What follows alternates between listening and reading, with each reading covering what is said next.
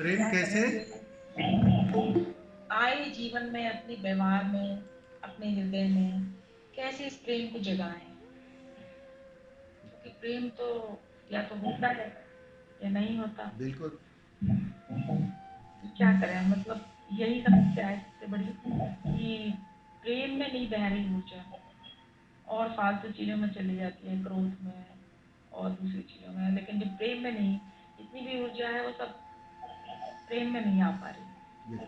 प्रेम में परिवर्तित नहीं हो रही। वो कीमिया बताइए, बिल्कुल। कैसे इसको ट्रांसफॉर्म करें प्रेम ठीक में? है।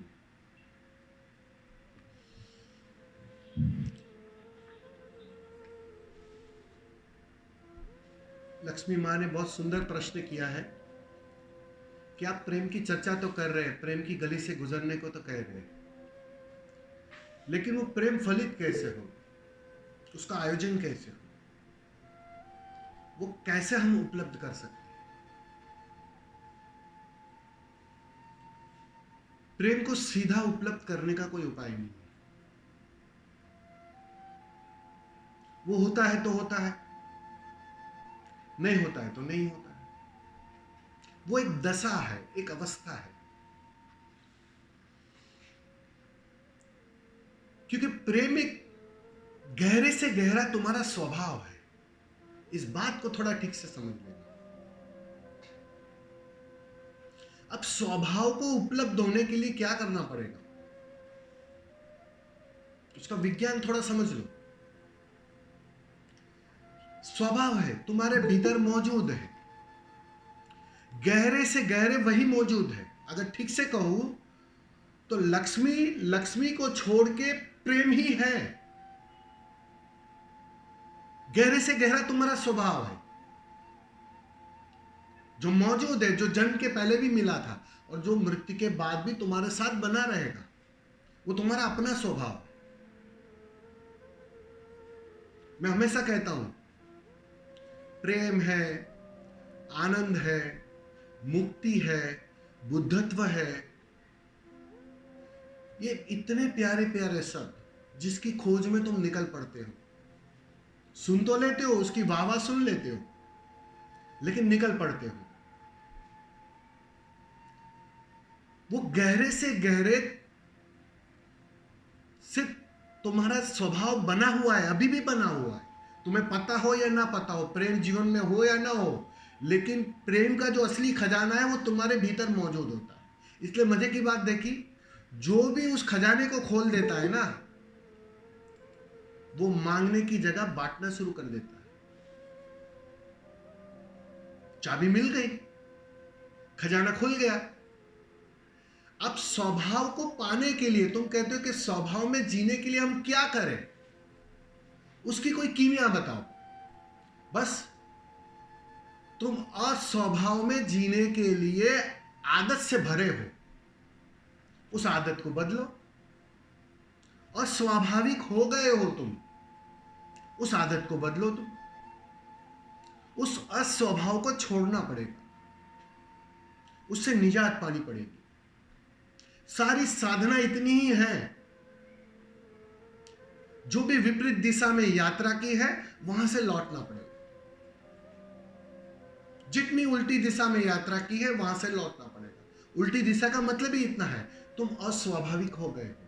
अब प्रेम स्वभाव है, लेकिन तुम चौबीसों घंटे घृणा में जी रहे हो। घृणा की आदत है मजबूत, मान्यता है, अपने को कुछ और मान लिया, अपने को परमात्मा छोड़ कुछ और मान लिया। अब कुछ और मान लिया तो सीधी सी बात है, जो स्वभाव था वो कहीं नीचे दब जाएगा और एक अस्वाभाविक कंडीशन मजबूत होने लगेगी। मैं लक्ष्मी हूं,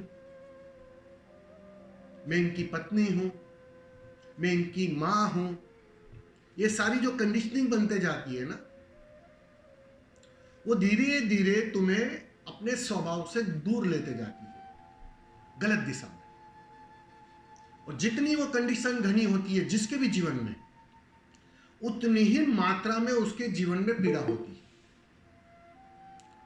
वो जो तुम्हारे जीवन में जो पीड़ा की कैलकुलेशन है ना, बस तुम्हारी इस नासमझी के कारण तुम अपने को ब्रह्म छोड़ कुछ और मान लेते हो, तुम अपने को परमात्मा छोड़ कुछ और मान लेते हो, और वो मान्यता ही तोड़नी है। ध्यान यही काम करता है। ये जो रोज रोज तुम्हें 1 घंटा दिया गया है, उसका पर्पज ही इतना है। वो एक घंटा जो रोज तुम विधि में उतरते हो, या साइलेंट सिटिंग में बैठते हो, या नाच ही लेते हो, या मस्त हो जाते हो, कुछ भी करो, वो कौन बात है, लेकिन वो 1 घंटा रंग ले आता है। वो धीरे धीरे जो अस्वाभाविक परतें चढ़ी है ना,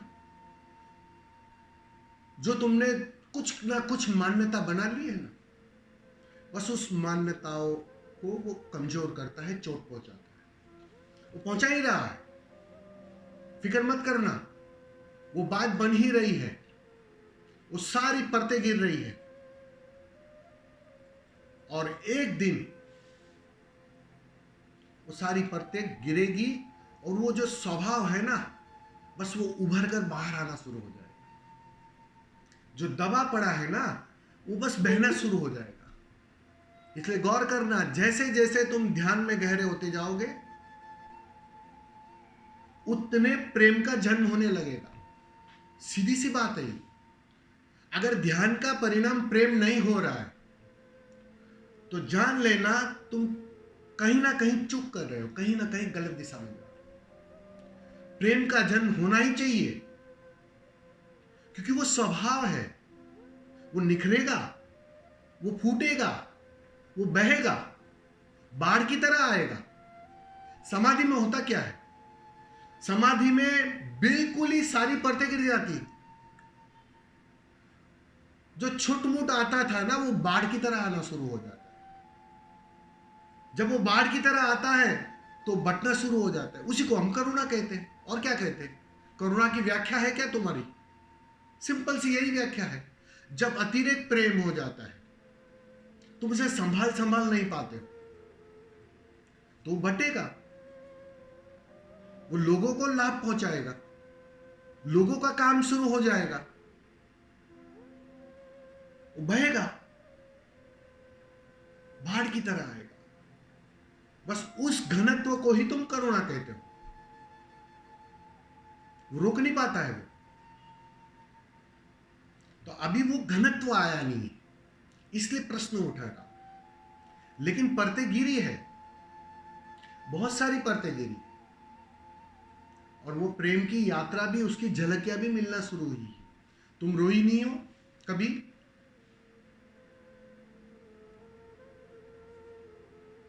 रोई नहीं हो?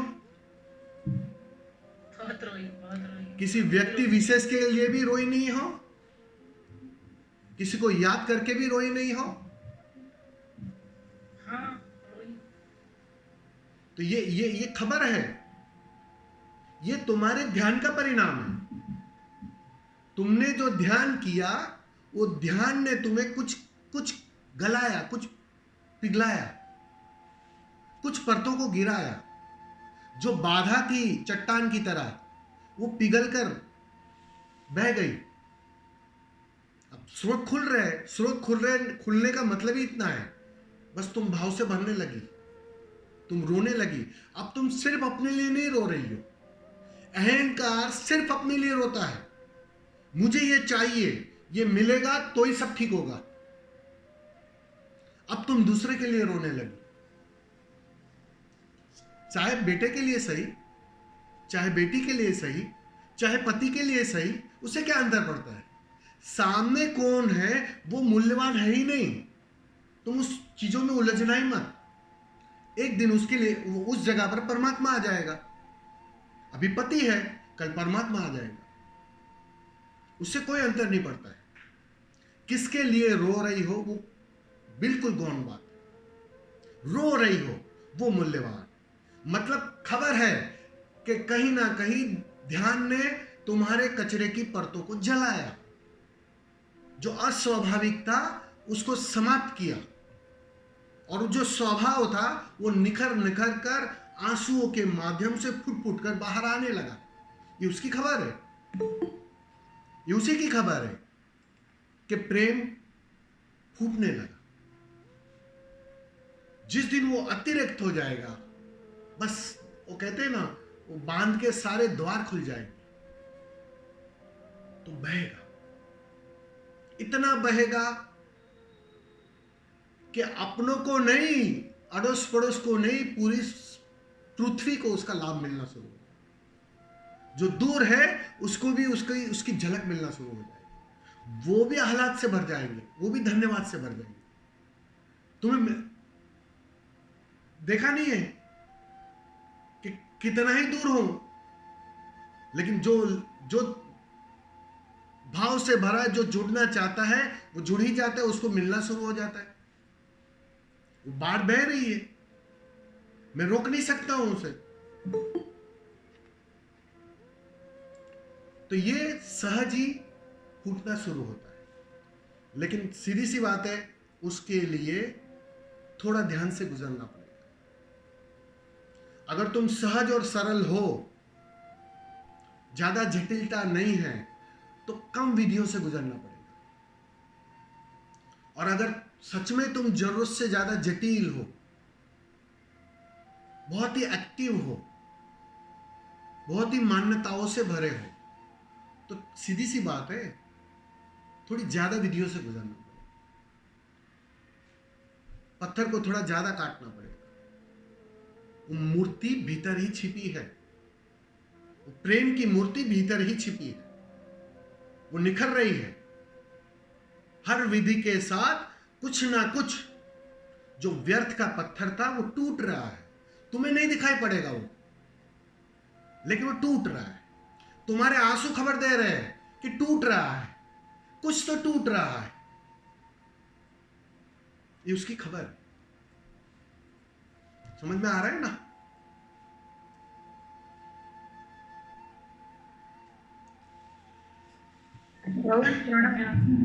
धन्यवाद।